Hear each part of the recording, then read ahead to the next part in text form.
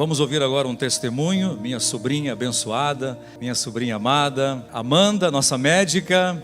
Você sabe que a Amanda está na galeria daquelas pessoas que são fiéis ao Senhor, né?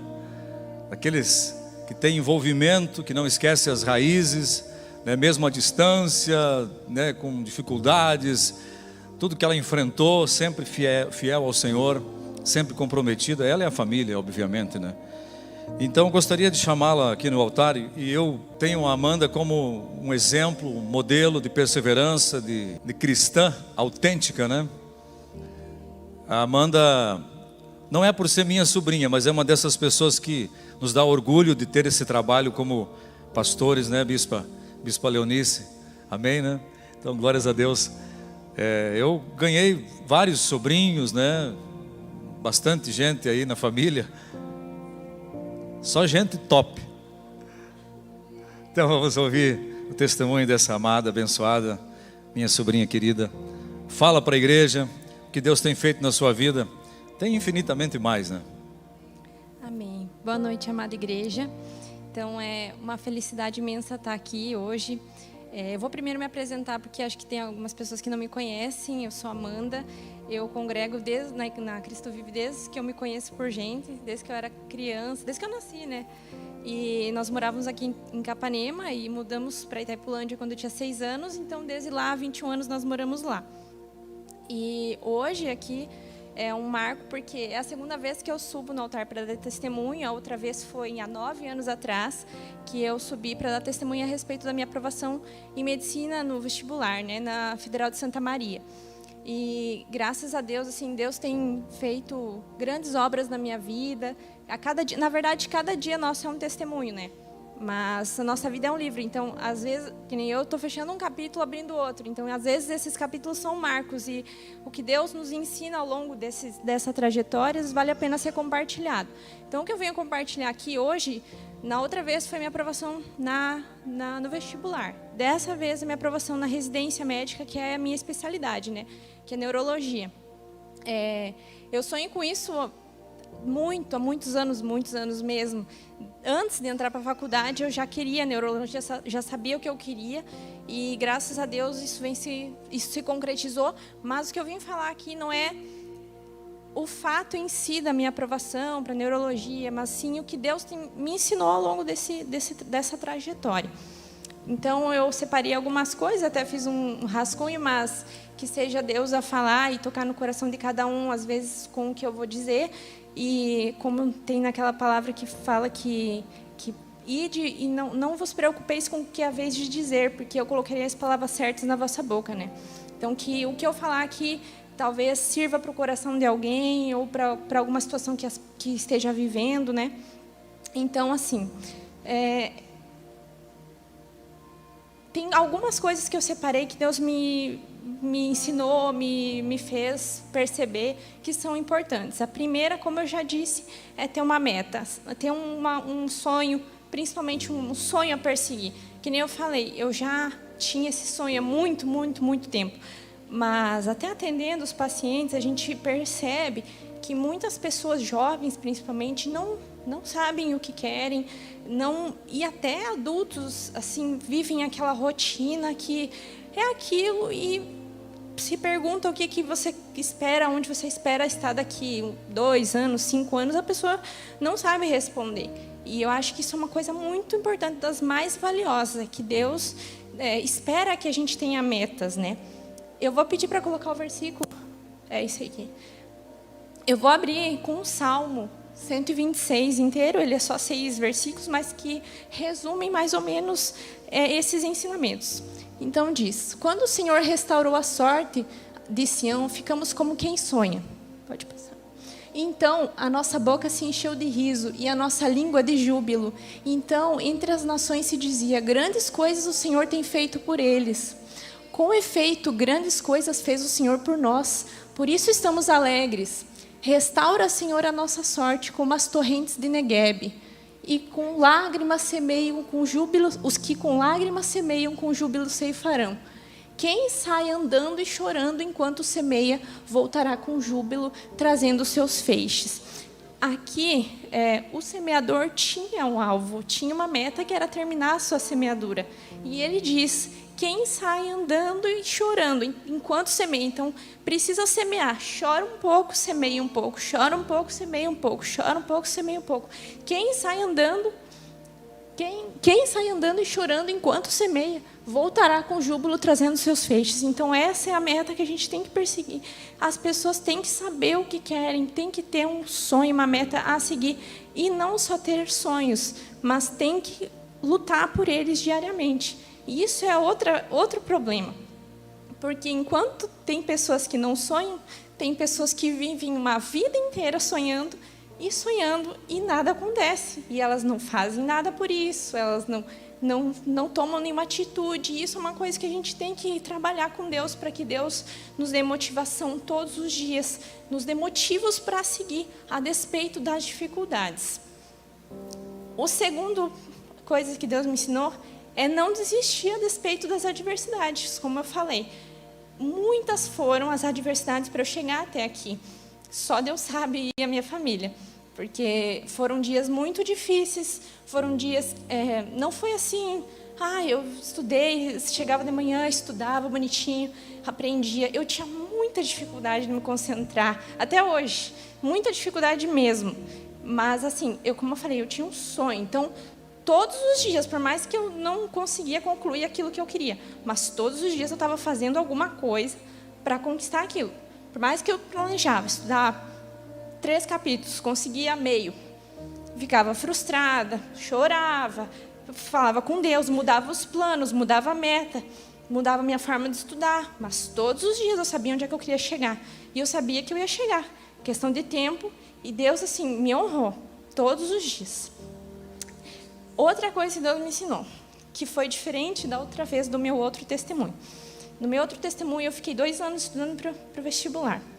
E eu posso dizer assim, com toda certeza, que foram os anos mais desafiadores na minha vida, assim, que eu tinha vontade de desistir, acho que todos os dias, porque foi a primeira vez que eu saí de casa, fiquei 2 anos em Cascavel fazendo cursinho, morava sozinha, morava às vezes com uma familiar e depois com algumas amigas, mas todos os dias eram muito desafiadores. Então, eu lembro e já me dá um embrulho só de lembrar.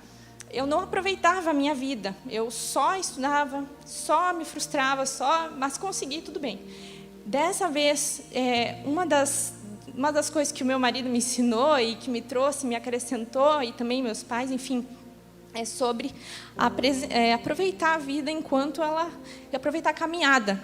Então, dessa vez, por exemplo, mesmo que eu não tinha terminado alguma coisa de estudar, ou estava um conteúdo, alguma coisa, eu sempre tentava ir até a casa dos meus pais, visitá-los, conversar, tomar um chimarrão com eles, porque a gente vê tanta coisa, assim, nos hospitais, nos postos, pessoas morrendo super jovens, pessoas perdendo a vida por tão pouco, às vezes atravessa a rua, Então, são coisas que a gente tem que sempre priorizar a nossa família, as coisas que a gente ama, Deus em primeiro lugar, a gente tem que ter esse tempo. Então, essa foi uma coisa que Deus me ensinou a aproveitar cada dia, mas mantendo a caminhada. Então, foi algo que Deus me ensinou.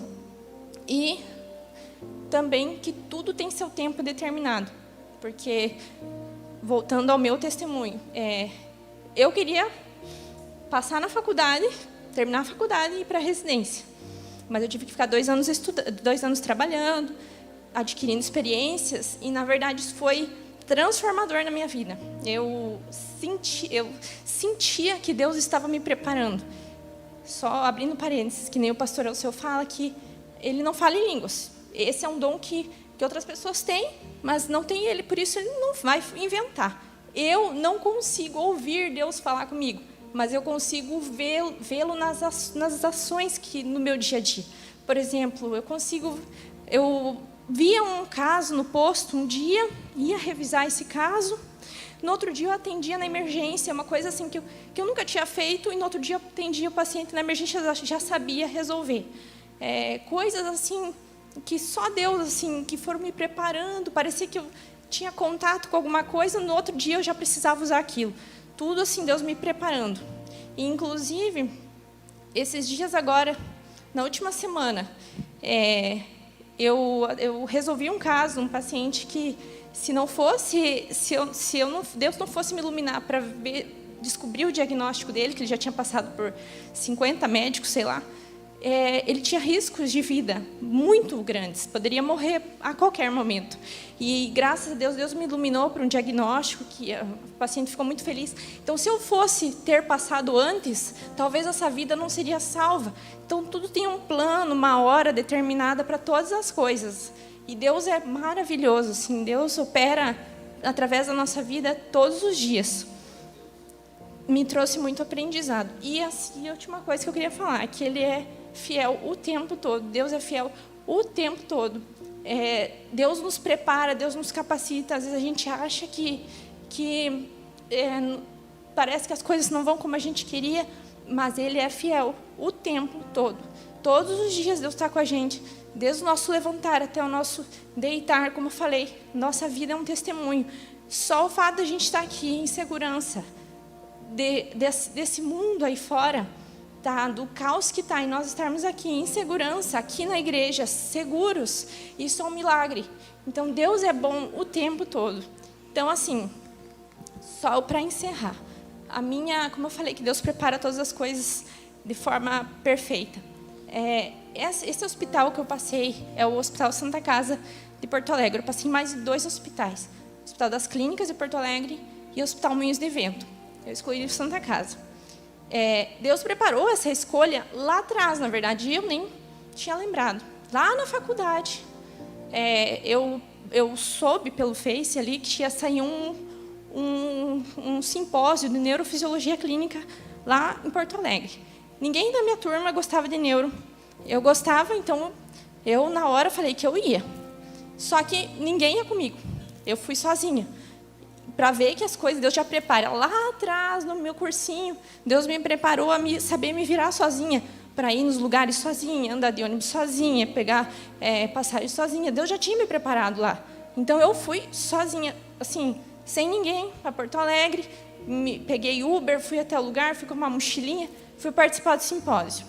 Lá no simpósio, teve uma palestra do professor, que era o chefe da neurologia. E eu queria muito fazer um estágio ali, queria muito ter uma vivência, mas eu não sabia como, porque os estágios ali eram pagos e nós não tínhamos dinheiro na época para pagar. Meus pais tinham dificuldades, eu não queria forçá-los também, e eu não trabalhava, eu só estudava, então não tinha dinheiro. E eu falei, eu tenho que falar com ele, porque se eu tenho que chegar até ele para eu conseguir, de repente, ele me deixar acompanhar as atividades e tal. Daí, no coffee break que tinha lá, eu fui até ele, sozinha, de mochila. Ele estava de terno todo, conversando com outros médicos, assim. E eu, como estudante, né, fui e perguntei para ele, assim, oi, eu vi sua palestra, eu sou estudante de medicina, gosto muito de neurologia, eu poderia acompanhar o senhor um dia nas suas atividades no hospital e tal? Ele falou, sim, pega meu coisa aqui e depois você me manda um WhatsApp. Daí eu mandei o WhatsApp, entrei em contato, ele falou, você tem que passar pelo setor de estágios. Eu falei, tá, mas eu já conversei com o setor de estágios e eles exigem pagamento, e o pagamento é tanto, só que eu não quero certificado, eu só quero acompanhar, não precisa me dar certificado, nada. Então tá, vou ver para ti. Aí, enfim, durante muitas enrolações, ele conseguiu que eu acompanhasse ele, eu fiz esse acompanhamento 1 semana com ele, ele ficou muito feliz com o meu interesse e tal, e falou, futuramente você venha fazer residência aqui. E eu falei, tá bom. Mas, assim, anos se passaram. E aí, agora que eu passei no Santa Casa, eu já conhecia o serviço, sabia que a neurologia era boa de lá. E isso me influenciou muito na minha escolha. Então, só para reforçar que Deus vai preparando o nosso caminho lá atrás, quando a gente nem imagina. Deus está colocando pessoas, está te dando o espírito de ousadia para ir até os lugares, está tendo iniciativa, mas, assim, parte de nós também ir atrás, querer, buscar, porque tinha uma meta, tinha um sonho, tinha algo a perseguir. Isso é o combustível para fazer você avançar. Então, é uma sucessão de maravilhas assim que Deus tem feito na minha vida. Essa é uma delas. E claro que Deus em primeiro lugar, mas assim, minha família, meus pais, meu marido, meu irmão, meus tios, todos eles fizeram parte dessa vitória. Então, eu agradeço a eles, em primeiro lugar a Deus, mas a eles também, por tudo, porque essa conquista é nossa.